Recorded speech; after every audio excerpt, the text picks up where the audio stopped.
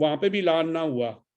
پھر اس کے بعد پھر میں پشاور میں کور کمیٹی کا اجلاس ہوا تو وہاں پہ جا کے ہوا.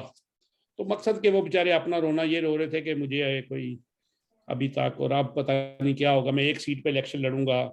پہلے وہ کہہ رہے تھے میں لڑوں گا ہی نہیں, لیکن اب کہتے ہیں میں ایک پہ لڑوں گا. خیر اسی طرح عمران خان صاحب نے آج سے کچھ عرصہ پہلے کہا تھا کہ مجھے ایک زہر کا پتہ ہے جس سے دل کا دورہ پڑتا ہے اور بندہ مر جاتا ہے. اب کچھ لوگوں پر کوئی ایسا اثر ہوا ہے جس سے ایک دوسرے کے مخالفین جو ہیں وہ پھر کہیں گے کہ جی یہ تو ان کو پتا تھا تو کہاں سے آیا وہ. اسی طرح پھر حامد میر صاحب نے کچھ اور کہہ دیا تھا کہ وہ جوتے میں اور ہاتھ میں مرتا رہتا ہے. تو اب دیکھیں اللہ ہی مالک ہے اس. اور ایک اور خبر جو بڑی ایک صحافی ہیں انہوں نے بھی کی تھی اور بہت سے لوگوں نے کی کہ اب تک پاکستان 192 جرنیلوں کو ایکسپورٹ کر چکا ہے. 192 جرنیلوں کو ایکسپورٹ کر چکا ہے اور یہ سارے کینیڈا کی نیشنل. ابھی دوسرے ملکوں سے اچھی خبریں آنے والی ہیں کہ وہاں پہ کتنے, وہاں پہ کتنے, لیکن فی الحال جو صرف کینیڈا میں 192 ہیں. اگر تو یہ خبر سچی ہے تو میں کہہ رہا ہوں تو پھر تو پاکستان کو فخر کرنا چاہیے کہ ایک ایسے لوگ, ان کے اتنے تجربہ کار لوگ ہیں جنہیں دوسرے لوگ بھی ایکسیپٹ کرتے ہیں, نیشنلٹی دیتے ہیں, بڑھاپا الاؤنس دیتے ہیں. اور بجٹ میں 15% تنخواہیں بڑھائی گئی ہیں, 5% پینشن میں بھی اضافہ ہوا ہے. لیکن تعلیم اور دوسری جو چیزیں ان میں تو پھر بیچارے بڑے مسائل ہوں گے. فوج کو 6% اور دیا گیا ہے جو ان کی پینشنوں کی مناسبت سے میرا خیال ہے 195 یا کوئی 495 کے ارب روپے ہے. اب ہم چلیں گے شوکت صاحب. السلام علیکم جی. جی وعلیکم السلام. سر بات یہ ہے جی کہ ہر دنیا میں ہر ملک جو ہے نا وہ تجارت کرتا ہے, اس کے اندر کوئی چیزیں ہوتی ہیں جو وہ دوسروں کو دیتے ہیں اور جو اچھی چیزیں ہوتی ہیں یا کوئی مہنگی چیزیں ہوتی ہیں. جس طرح پاکستان چاول دیتا تھا, آم دیتا تھا, دیتا ہے. بھارت جو ہے وہ بھی کچھ چیزیں دیتا ہے, بنگلہ دیش کاٹن دیتا ہے, ایڈیڈاس, نائک, ارمانی سب کو کپڑے بنا کے دیتا ہے. اس طرح پاکستان بھی اس نے کینیڈا میں 192 اپنے ریٹائرڈ جرنل دے دیے, نیشنلٹی ہو گئی. اب ان دیکھیں پاکستان کے لیے بھائی ہمارے 192 جرنیلوں کے پاس کینیڈا کی نیشنلٹی بھی ہے, وہاں پہ بھی وہ انقلاب لا سکتے ہیں. دیکھیے جب پہلی بات یہ ہے کہ دنیا بھر میں امیگریشن کے جو قوانین ہیں اس میں خاص کر کے ہم کینیڈا کی آپ نے بات کی تو کینیڈا میں اسکلڈ ورکر کے لیے ایک کوٹا ہے. آپ کسی ایک خاص فیلڈ کے اندر کوالیفائی کرتے ہیں امیگریشن کو تو وہ امیگرینٹ کر دیتے ہیں. امریکہ میں بھی ہے جی. اور اس کے لیے جو عمر کی لازمی شرط ہے نا وہ 40 سے نیچے کی ہے. اچھا. یا کوئی کسی فیلڈ کے اندر بہت ایکسپرٹ ہو جیسے سائنس اور ٹیکنالوجی میں اور وہ ملک یہ سمجھتا ہو کہ ہمیں اس کی ضرورت ہے تو ان کو بھی لے آتے ہیں, وہ امیگریٹ کر لیتے ہیں. باقی دنیا میں امیگریشن کا حاصل کرنے کا ایک ہی طریقہ ہے اور وہ ہے وکٹمائزیشن. کہ جس ملک کے آپ باشندے ہیں چاہے آپ بیوروکریٹ رہے ہوں, فوجی رہے ہوں, یا سویلین ہوں, یا پولیٹیکل ہوں, یا کسی مذہبی جماعت سے تعلق ہو, وہاں آپ کو جنیوا کنونشن کے تحت اپیئر ہونا پڑتا ہے. اپنے گریوانسز اس ملک کے ساتھ جو ہیں ان کو بتانا پڑتا ہے اور ساتھ میں اپنا یہ بتانا پڑتا ہے کہ آپ کی جان کو کن بنیادوں پہ خطرہ ہے کہ اگر آپ کو واپس بھیج دیا جائے. پاکستان کے بارے میں عمومی جو امیگریشن کے جو لوگ ہیں ان کا رویہ یہ ہے کہ یہ ایک جعلی ڈاکومنٹ بنانے والا ملک ہے. یہاں سے ہر طرح کا ہر نوع کا ڈاکومنٹ بہت آسانی کے ساتھ دستیاب ہے کیونکہ کوئی لوگوں نے اپنی اسائلم کو ایکسپٹ کرانے کے لیے, اور ایک بڑا مشہور کیس ہے تنویر خان کیس, اور وہ خاص کر کے اس وقت جس وقت کوئی بندہ جو ہے وہ اپنا کلیم ثابت نہ کر سکے اور اس کی ریجیکشن کرنا مقصود ہو تو اس میں اس کیس کا حوالہ دیا جاتا ہے. کیونکہ یہ اس کیس میں بعض لوگوں نے سپریم کورٹ کے ایسے فیصلے وہاں پیش کیے ہیں جو ان کے خلاف تھے, جس میں ان کو سزائے موت یعنی پھانسی. تو کچھ ملک ایسے ہیں کہ جن ملکوں کے اندر کسی کیس کے اندر پھانسی کی سزا ہو تو ان ملکوں کو بھی اس ملک میں بھی لوگوں کو واپس نہیں بھیجا جاتا. تو باقی یہ ہے کہ جنرل جو ہے وہ کوئی کسی اپنی ایسی بات پہ نہیں، بلکہ وہ بھی ایک نارمل پروسیجر سے گزرتے ہیں. جو لوگ انٹرویو لیتے ہیں، جو تصدیق کرتے ہیں، وہ اگر مطمئن ہو جاتے ہیں کہ ہاں اس بندے کو کوئی خطرہ ہو سکتا ہے اس کی جان کو، تو وہ ان کو اسائلم دے دیتے ہیں. اب آپ یہاں کئی لوگ ہیں جنہوں نے اسائلمیں لی ہیں، سسٹم نے ان کو اسائلم دی ہے، پناہ دی ہے، ان کو لیگلائز کیے ہے، اور اس کے بعد کوئی چندے کی مہم میں رہا، کوئی کسی انتہا پسندی میں، کوئی کسی انتہا پسندی میں، تو ان کی نیشنلٹیز لوگوں نے لی بھی ہیں، ملکوں نے واپس لی بھی ہے. کئی ایک کیس اسی طرح کے. کئی لوگوں کو ڈیموٹ کیا ہے، اگر فرض کریں ان کے پاس پرماننٹ ریزیڈنسی تو ان کو پروویژنل دے دی کہ اب یہ آپ انڈر واچ ہوں گے، اور اگر آپ نے پروف کیا کہ ہاں ایک آپ فیتھفل سٹیزن بننے کے قابل ہیں اور یہاں انٹیگریٹ ہو رہے ہیں، تو آپ کو وہ حقوق دے دیے جائیں گے. تو یہ ایک بات یہ ہے کہ کسی ملک سے بڑی تعداد میں یہاں آ کے تو اسائلم لینا اور اسائلم کو جھوٹے سچے ڈاکومنٹ پیش کر کے سسٹم کو ابیوز کر کے اپنے لیے کوئی مراحت لینا، یہ کوئی کریڈٹ کی بات نہیں ہے، یہ کوئی فخریہ بات نہیں ہے، بلکہ اس ملک کو غور کرنا چاہیے کہ جن لوگوں پہ آپ نے کھربوں روپے خرچ کر کے ان کو اس عہدے پہ پہنچایا، الٹیمیٹلی وہ آپ کے ملک کو تھوک کے باہر چلیں گے. ایک سیاسی کارکن اگر وکٹمائزیشن سے بچنے کے لیے جا کے کہیں اگر پناہ لیتا ہے تو that is the different case. جیسے ضیاء الحق کے دور میں پیپلز پارٹی کے بے شمار لوگوں کو فرانس میں، برطانیہ میں، مختلف ملکوں کے اندر، جرمنی کے اندر ان کو سیاسی پناہ ملی، کیونکہ اس وقت پیپلز پارٹی کے لوگ کوڑوں اور بہت سخت قسم کی سزائیں بھگت رہے تھے اور ان کے لیے بڑی ہارڈ شپ تھی. تو جو پرو ہیومن کنٹریز تھی انہوں نے ان لوگوں کو فیسیلیٹیٹ کیا، ان کو سہولتیں دی، ان کو اپنے ملکوں میں بلایا، ان کی فیملیز کو ری یونائٹ کیا. تو یہ ملکوں کی جو ملک لوگوں کو سیاسی پناہ دیتے ہیں، ان کی اپنی پرمپرا ہے.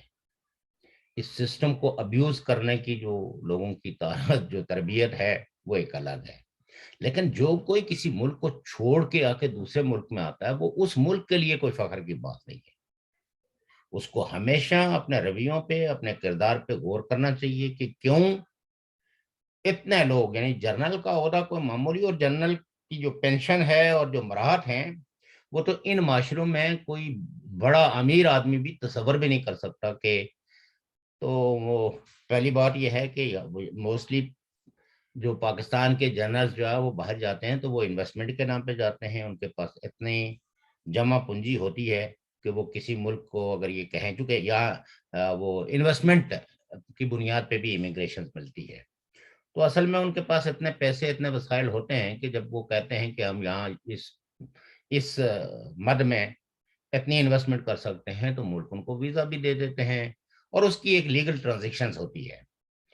تو آپ اس بیس سے بھی یہ سوچ سکتے ہیں کہ ایسے لوگوں کا پیٹریٹزم کتنا ایک ہوگا کہ وہ اپنے ملک میں انویسٹمنٹ کرنے کے بجائے اپنے بچوں کو اعلیٰ تعلیم اور اس طرح کی سہولتوں کے لیے وہ امیگریشن کا سہارا لیتے ہیں، چونکہ اس ملک کے مستقبل پہ ان کو کوئی یقین نہیں ہوتا. میں نے ایک دفعہ پہلے جب میں ادھر تھا تو میں نے ایک دفعہ تقریر کی تھی کہ یہ لوگ ہیں جو لوگ اپنے ملکوں کے بینکوں پہ بھروسہ نہیں کرتے، یہاں پیسے کا تحفظ نہیں سمجھتے، تو ان پہ اور کون بھروسہ کرے گا. تو ایک تو یہ چیپٹر ہے جو ویسے ضمناً آپ نے ذکر کیا تو میں اس پہ میں نے کمنٹس کر دیے. دوسرا جو بجٹ پیش ہوا ہے، یقیناً یہ بجٹ جو ہے وہ اس کو تو پرو پیپل بجٹ تو کہا ہی نہیں جا سکتا. یہ تو ظاہر ہے کہ عوام پہ تو مہنگائی کا طوفان اور لائے گا، کیونکہ پیٹرول کی جب قیمتیں مہنگی ہو جاتی ہیں تو آپ کی ہر چیز مہنگی ہو جاتی ہے. اب دیکھیں کہ روٹی جو ہے یہ تو ایک بنیادی ضرورت کی چیز ہے. اب روٹی جو ہے وہ 15 روپے ہو گئی ہے اور نان 18 روپے ہو گئی ہے. تو آپ اس سے اندازہ کر سکتے ہیں کہ مہنگائی کا تناسب کہاں چلا گیا ہے. اور یہ نہیں ہے کہ پہلے حکومت کے دور میں کوئی دودھ اور شہد کی نہریں، وہاں بھی یہی رونا تھا، ہم نے کئی پروگرام کیے اس پہ. تو یہ بتدریج مہنگائی بڑھتی جا رہی ہے. سر آج امریکہ میں زندگی میں پہلی دفعہ $5.30 پہ گیلن پیٹرول ہو گیا. حالانکہ امریکہ جو ہے وہ پیٹرول پروڈیوسنگ کنٹری ہے. سر $1.5 یعنی کا پیٹرول کے اگر پوری دنیا کے جو ریزروائر ہیں نا تو شاید ان کے پاس زیادہ ہے، ان کے پاس زیادہ ہیں دنیا کے ریزروائر کی نسبت. اور میری بانجی کہہ رہی تھی کہ $5 کا آج اس نے تیل ڈلوایا ماموں، $5.30 کا ایک وہ گیلن، جو پہلے 2.5-3 کا تھا، پھر آستہ ابھی 2 مہینے میں بڑھ گیا. نہیں یہ تو دیکھنا مطلب جو ہے کہ ہمارا کام چیزوں کو ریشنلائز کر کے بیان کرنا نہیں ہوتا. ہم تو جو لوگوں کی مشکلات اور مصائب ہیں ایسے لوگوں کو تھوڑی سہولت سہارا بھی دینا ہوتا ہے جی، تو لوگ پریشان ہو جاتے ہیں. لیکن یہ ہے کہ پیٹرول بہت مہنگا ہو گیا ہے عالمی مارکیٹ میں، نو ڈاؤٹ جی. لیکن پاکستان میں پیٹرول بھی بہت مہنگا ہوا ہے. ہم پیٹرول کی قیمت کو تو کسی نہ کسی اعتبار سے جسٹیفائی کر سکتے ہیں، لیکن جن اداروں کو، جن لوگوں کو، جن سروس مینوں کو یہ پیٹرول فری دیتے ہیں، مسئلہ تو وہ ہے نا اصل یہ ہے کہ جب آپ فرض کریں میں فوج کی بات کروں جی، یہ میں کہنا چاہتا ہوں کہ مجھے کوئی ذاتی طور پر فوج سے نہ کوئی بغض ہے نہ کوئی انار ہے. طور طریقوں پہ اختلاف ہوتا ہے، یا یعنی آرمی اگر نان پولیٹیکل ہو کے رہ کے تو اپنا کام کرتی ہے تو کسی کو کوئی اعتراض نہیں ہوتا. پاکستان کے بھی پولیٹیشنز کو یا پرو ڈیموکریسی لوگوں کو فوج کے اس کردار پہ اختلاف ہے جو وہ پولیٹیکل امور میں، اسٹیٹ افیئرز میں ان کی جو مداخلت ہے. اور آج عمران خان کی بھی جو چیخو پکار ہے، اور اب وہ کہتے ہیں جب اقتدار میں ہوتے ہیں نا تو یہ منہ بند رکھتے ہیں کہ شاید ان کو ہمارے حال پہ رحم آ جائے، تو باہر نکل کے پھر کہتے ہیں کہ جی ہمیں تو کام ہی نہیں کرنے دیا گیا. مسئلہ یہ ہے کہ اگر عوام کا ان سیاسی لوگوں پہ بس ذرا سی بھی کوئی ہمدردی ہے، صرف ووٹ بینک کا مسئلہ نہیں ہے، تو پھر ان کو آسٹریٹی جس کو کہتے ہیں، جو سادگی ہے، وہ سب پہ ہونا جی. سہولتیں جو باقی لوگوں کو ہیں وہی اگر کامن لوگوں کو بھی ہوں گی تو شاید لوگ جو ہے وہ ان میں پیٹرٹزم بھی آ جائے گا. لیکن پاکستان میں پرابلم یہ ہے کہ اشرافیہ کے لیے کوئی اور قانون ہے اور جو عام آدمی ہے اس کے لیے کوئی اور قانون ہے. یعنی معیارات جب آپ بجٹ کے اندر ہی ڈفرینٹ رکھ لیں گے. اب آپ دیکھیں کہ جس ملک یعنی صحت کا بجٹ لے لیں تو 1.5% ٹوٹل بجٹ کا 1.5% انہوں نے صحت کے لیے مختص کیا ہے. 24 ارب 24 ارب ہے. 24 تو نہیں 24 ارب صحت کے لیے، 195 ارب ادھر دیا ہے. نہیں 24 ارب نہیں ہے، شاید اس سے کم ہے. تعلیم کے لیے میرے خیال میں 24 ارب دی ہے. میں نے حساب لگایا 100 روپیہ فی بندہ بنتا ہے. میں نے تو جو فیگرز وہ ہوئی ہے میں بھی ٹھیک ہے، اس پہ تو یہ ٹیکنیکل ایشو ہے. 4 ارب رکھا ہے، 4 ارب 4 ارب ہیں. تو اب آپ مجھے یہ بتائیں کہ جس ملک میں صحت کا بجٹ 4 ارب، تعلیم کا بجٹ جو ہے وہ 24 ارب 24 ارب نہیں ہے میرے خیال میں، وہ بھی 6 ارب ہے. یعنی 2.5% ہے، 2.5% رکھا ہے جو ٹوٹل میں سے.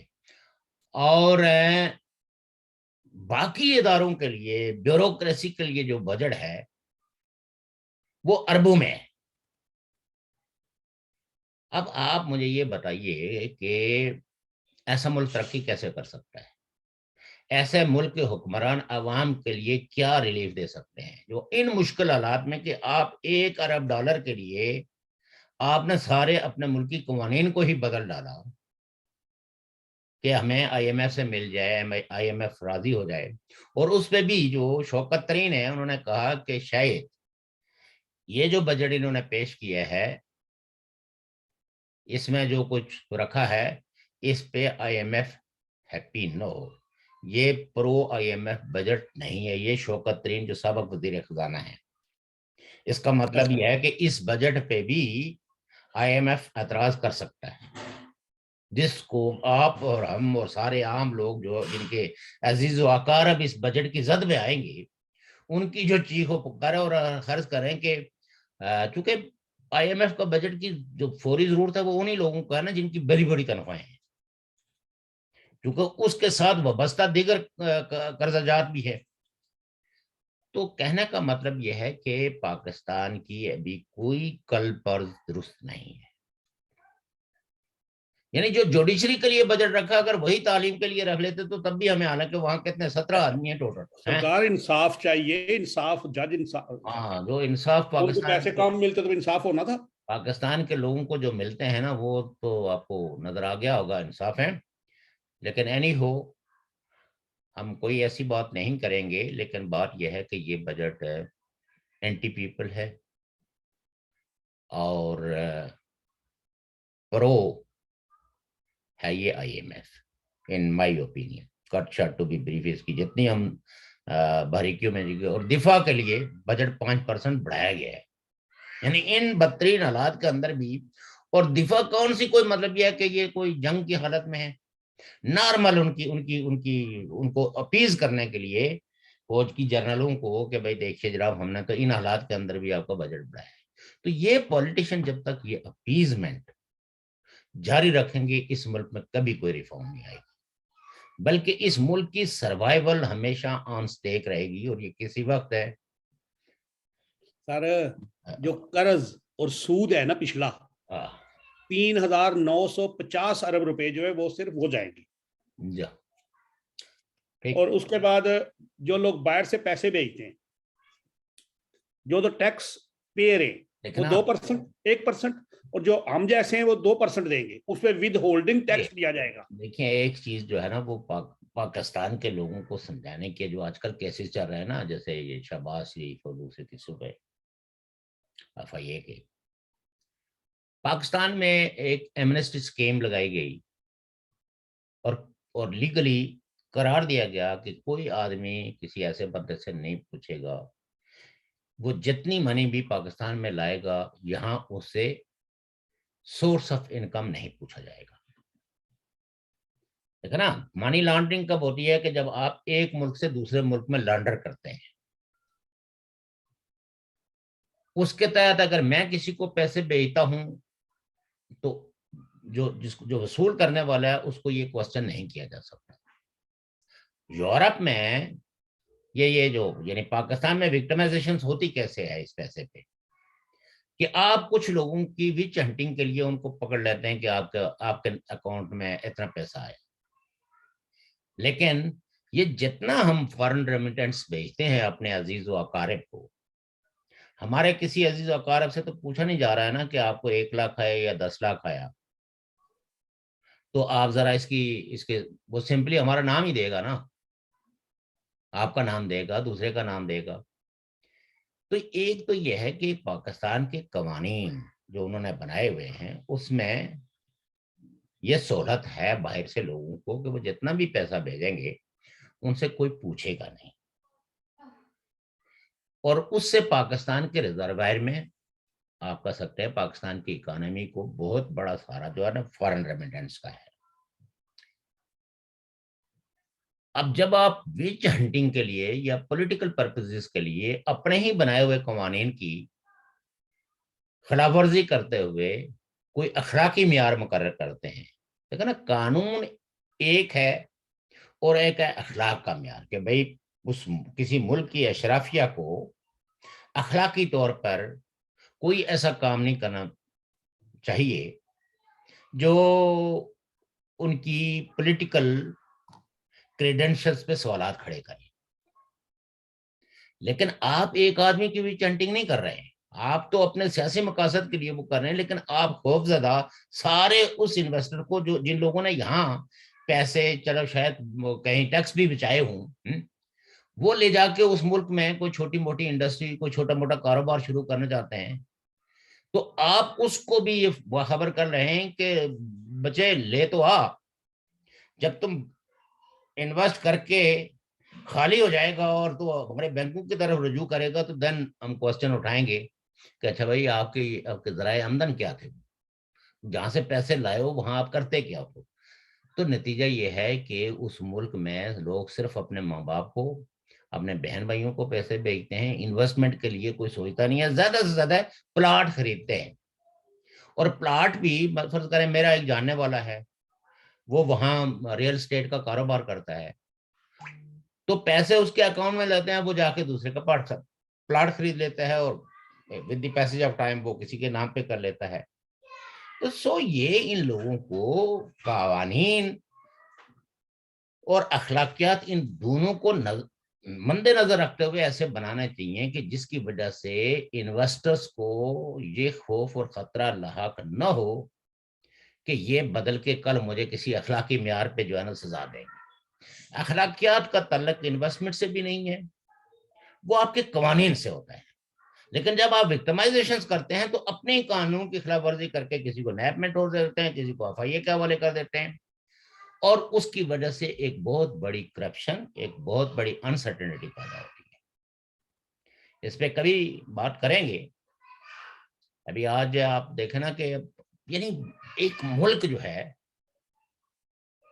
ایسا ہے کہ جس کے پرائم منسٹر کو آپ ہیں اسپیشل جج کی عدالت، ججوں کا مطلب لیڈروں کا عدالتوں میں جانا کوئی بری بات نہیں ہے، امریکہ کا صدر بھی جاتا ہے، لیکن ایک اسی ریاست کا ادارہ، ایک ماتحت ادارہ اس ملک کے پرائم منسٹر کی گرفتاری کی ڈیمانڈ کرتا ہے. آپ اس سے اندازہ کر سکتے ہیں کہ وہ ملک ہے یعنی گراوٹ کا کس قدر شکار ہے.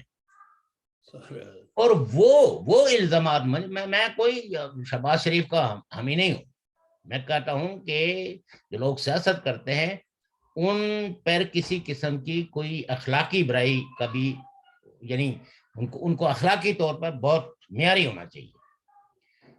لیکن ملک سے پیسہ گیا نہیں اور آپ کے جاننے والوں یا آپ کے ملازمین کو پیسہ آ گیا، آپ نے ایک بندے کے خلاف جو ہے وہ دیا، جبکہ ملک کا قانون یہ ہے کہ باہر سے آنے والی کسی آمدن پہ کوئی اور، ہاں ملک سے اگر کوئی لے جا رہا ہے یا اس کے ثبوت ہوں آپ کے پاس تو آپ اس کو پینلائز کر سکتے ہیں منی لانڈرنگ لا کے اندر.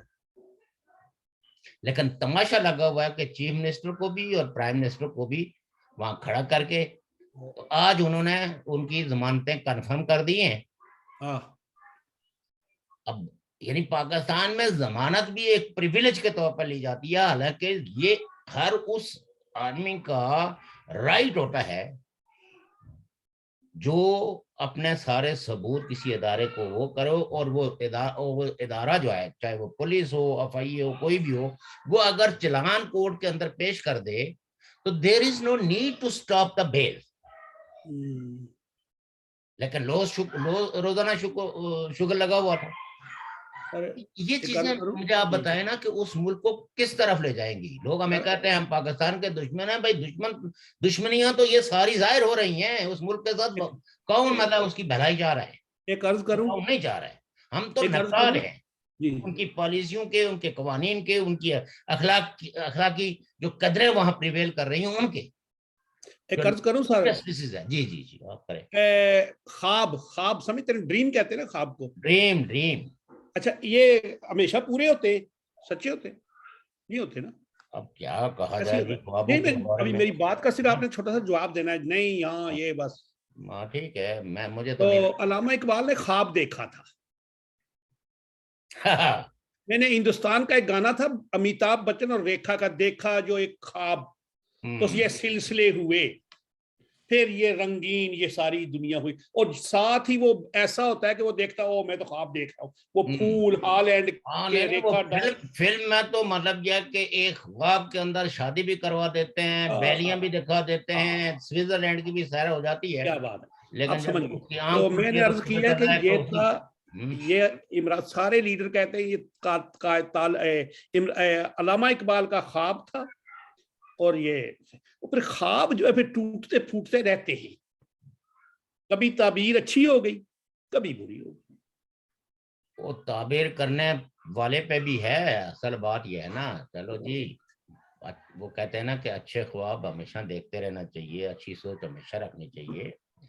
لیکن انفارچونیٹلی اقبال صاحب نے تو کوئی ایسا خواب دیکھا نہیں ہے, کیونکہ ان کے بیٹا جو اس وقت بھی ان کی پرورش میں تھا, جوان تھا, تو انہوں نے تو انٹرویو دیتے ہوئے کہا کہ میرے والد صاحب نے تو کبھی کسی خواب کا ذکر نہیں کیا. اور پھر ان کی پوری شاعری پڑی ہوئی ہے, اس شاعری کو آپ دیکھ سکتے ہیں. ان کی جو بیٹل آف آئیڈیاز پہ جو بک ہے, تو مطلب یہ کہ بیسیکلی ایک پڑھا لکھا آدمی تھا جو اپنے آیات کے سب سے بڑے پڑھے لکھے لوگوں میں شمار ہوتا تھا. ہر پڑھا لکھا آدمی بھی کسی نہ کسی ایلوژن, کسی نہ کسی کنفیوژن کا شکار ہوتا ہے, تضادات کا بھی شکار ہوتا ہے, پرسنالٹی بھی ڈیوائیڈڈ ہوتی ہے. لیکن اب کسی ایک ملک کو اگر یہ بتا دیا جائے کہ یہ اس کے خواب کی تعبیر ہے, اور بانی کہتا ہے کہ یہ ملک جو ہے نا میں نے اور میرے ٹائپ رائٹر نے بنایا ہے, سیکٹری نے. اب اللہ ہی حافظ ہے, اسی لیے ملک جو ہے وہ 25 سال کے بعد ٹوٹ گیا. اور اب جو باقی مادہ بچا ہوا ہے اس کے بارے میں ماہرین جو تاریخ کا گہرا شعور رکھتے ہیں وہ اس کے مستقبل کے بارے میں جو کچھ کہتے ہیں وہ آپ کو پتہ ہی ہے. ٹائپ رائٹر کی سیاہی 24 سال ٹھیک چلی, پھر 24 سال مدم ہو گئی. ہاں ٹھیک جی جناب, سوری میں نے آپ کو رکھنا ڈالا آپ کی بات میں. نہیں رکھنا کوئی نہیں ہے. آپ نے اپنا جو پھینکنی تھی مارکیٹ میں بات, وہ آپ نے پھینک دی. ہمارا کام ہے نا جی اقبال کے شاہینوں کو ایموشنل مومنٹ, ان کو ایموشنل کرنا, ذرا تیار ہو جائے. وہ بات یہ تھی نا کہ ادھر ایک قتل ہو گیا. اچھا. گاؤں میں. جی. تو پرانے زمانے میں یہ ہوتا تھا کہ ان نون جو قتل ہوتا تھا نا, تو پولیس جا کے اس گاؤں میں ڈیرا ڈال دیتی تھی. اور پھر گاؤں کے جو بڑے ہوتے تھے ان میں خاص کر کے نمبرداری سسٹم ہوتا تھا. تو نمبردار یہ ہے کہ سارے لوگوں سے پیسے لے کے جا کے پولیس کو دیتا تھا کہ اچھا جی آپ گوشت کھائیں, یہ کھائیں, وہ کھائیں. ساتھ میں وہ پیسے دینے کا مطلب یہ بھی ہوتا تھا کہ آپ غیر ضروری طور پر لوگوں کو تنگ نہ کریں, تشریف لے جائیں یہاں سے. تو ایک, اور اس میں عمومی طور پر یہ سمجھا جاتا تھا کہ نمبردار صاحب کچھ پیسے جو ہے ان کو دیتے ہیں اور تھوڑا بہت اس میں حصہ اپنی جیب میں بھی رکھ لیتے ہیں. لازمی بات ہے. تو ایک نمبردار نے اسی نمبردار سے جس کے اندر یہ قتل کا تحقیق ہو رہی تھی, تو انہوں نے پوچھا کہ بھائی وہ کچھ تم اپنے پاس بھی رکھتے ہو یا سارے پولیس والوں کو ہی دے دیتے ہو؟ تو اس نے کہا نہیں میں تو سارے پیسے جو ہے وہ پولیس والوں کو ہی دیتا تھا. تو اس نے کہا کیا آپ کچھ رکھتے تھے؟ انہوں نے کہا ہاں میں اب بھی مطلب یہ کہ سیلی پھینک دیتا ہوں لیکن پکڑ نہیں آتی.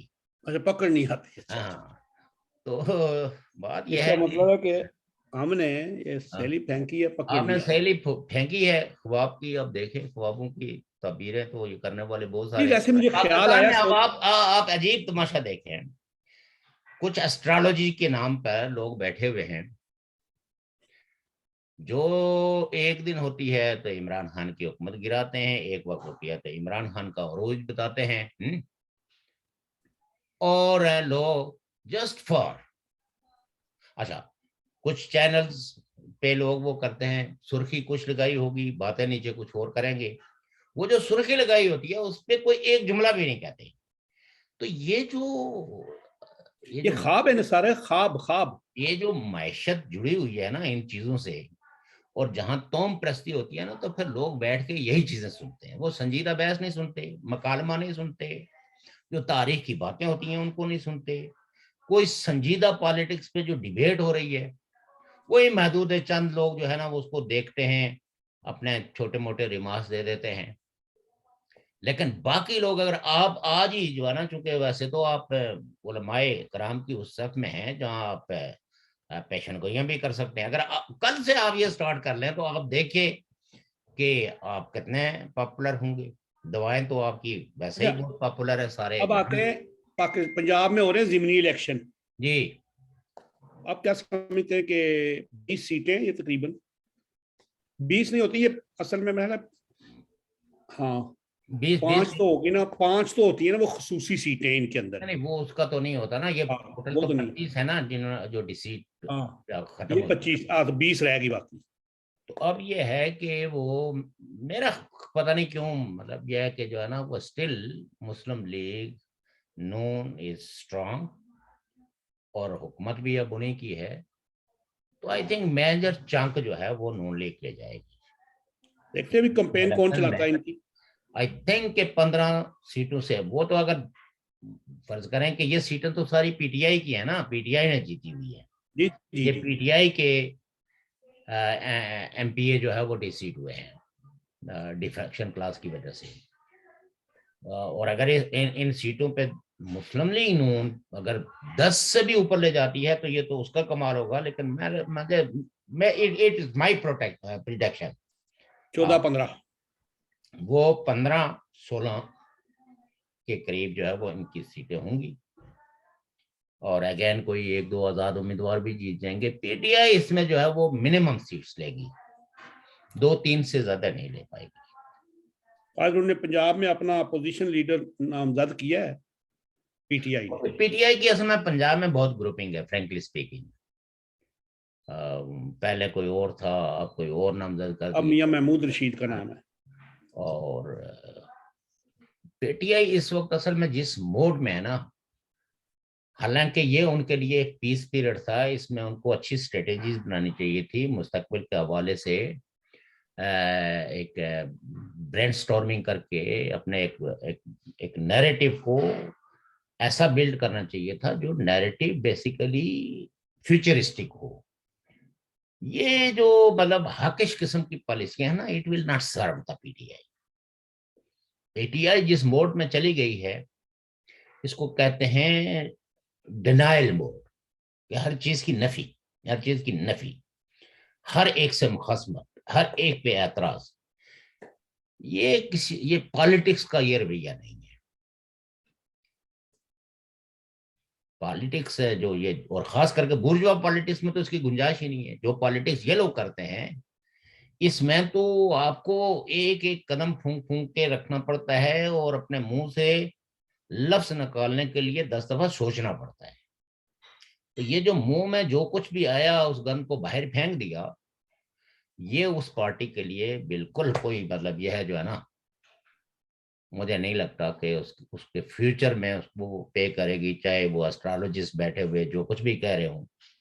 مجھے پی ٹی آئی کا, ہاں اگر انہوں نے کوئی بہت آپس میں ڈیبیٹ کر کے ایک بہت ہی صحیح نیریٹو اور اسٹریٹجی تشکیل دی تو یہ ایز پولیٹیکل پارٹی اگین لوگوں کو اٹریکٹ کر سکتی ہے. لیکن اگر یہی ڈینائل موڈ, یہی مخاصمتانہ موڈ اور ہر ایک سے ناراضگی کا رویہ, یہ رویہ پی ٹی آئی کو سرو نہیں کرے گا, ان کے انٹرسٹ کو سرو نہیں کرے گا, اور P T I will never come into power ان رویوں کے ساتھ. ہاں اگر اس نے کوئی پہلے مانسی کا راستہ اختیار کیا تو چانسز ہوتے ہیں, مطلب یہ ہے کہ آپ دیکھیں اسی نیشنل اسمبلی میں ایک وقت میں نون لیگ کے 18 بندے تھے, پیپلز پارٹی کے مطلب یہ کہ 16-17 تھے, اور بینظیر بھٹو تھی اس وقت ان کے لیے. نواز شریف جس وقت جلاوطنی میں تھے تو 18 بندے ان کے جیتے تھے. جی.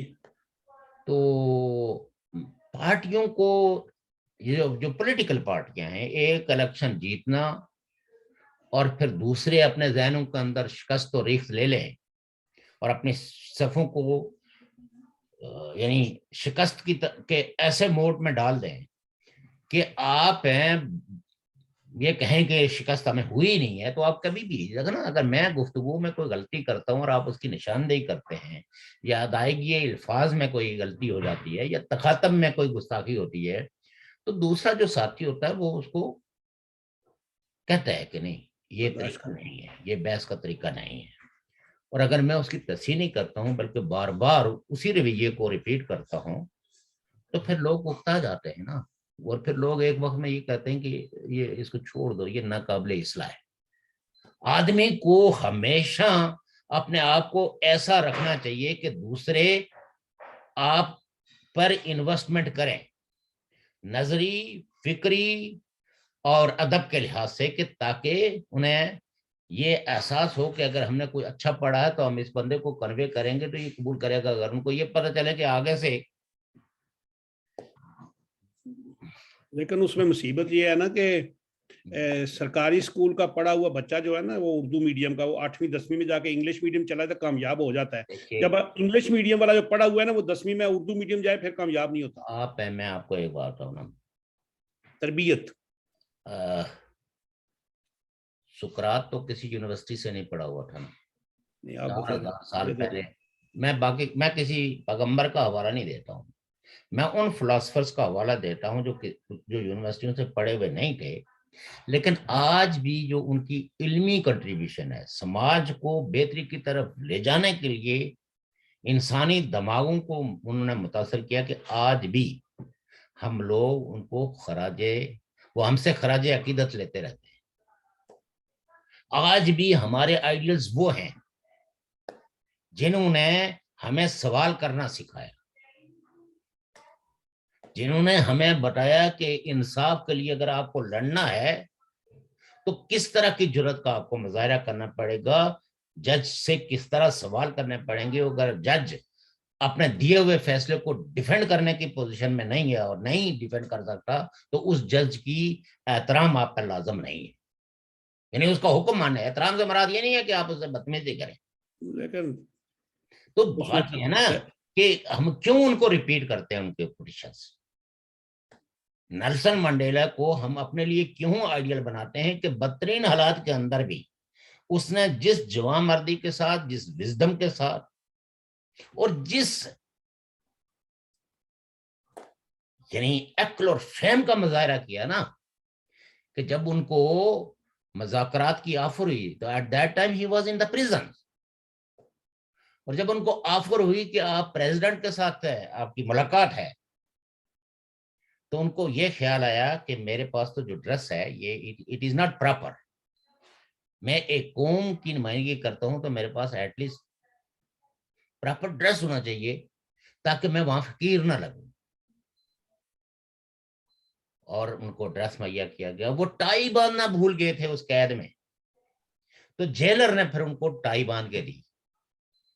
اور لیکن ساتھ میں انہوں نے اپنا کنسٹینٹ بتایا کہ میرے پاس تو ٹائم ہی نہیں تھا, وہ وسائل ہی نہیں تھے کہ میں اپنے پارٹی کے لوگ جو مختلف جیلوں میں کے تھے ان کے ساتھ مشاورت کر سکوں. اور خطرہ ان کو یہ تھا کہ اگر میری پارٹی کو یہ علم ہو گیا کہ میں سیکرٹ ٹاکس کر رہا ہوں تو ان کا رد عمل میرے بارے میں کیا ہوگا. تو آپ جو لوگ اپنے معاشروں کی تبدیلی چاہتے ہیں وہ ان کتابوں کو پڑھیں جو لوگوں نے, جو تحریکوں کے لوگوں نے لکھی ہیں. وہ آپ کو وزڈم دیں گی, وہ آپ کو ایک تحریک دیں گی, اور وہ لوگوں کی رہنماؤں کی جانچ پرکھ کے لیے ایک آپ کو معیار دیں گی. اور اگر وہ اس معیار کا کوئی نہیں ہے تو وہ معیار بنانے کی کوشش کرے. تو میرے خیال میں ہمارا ٹائم ہونے والا ہے. تو محترم ناظرین صاحب انشاءاللہ کل ایک پھر نئے موضوع کے ساتھ حاضر ہوں گے. کل تک اجازت چاہتے ہیں. السلام علیکم جی.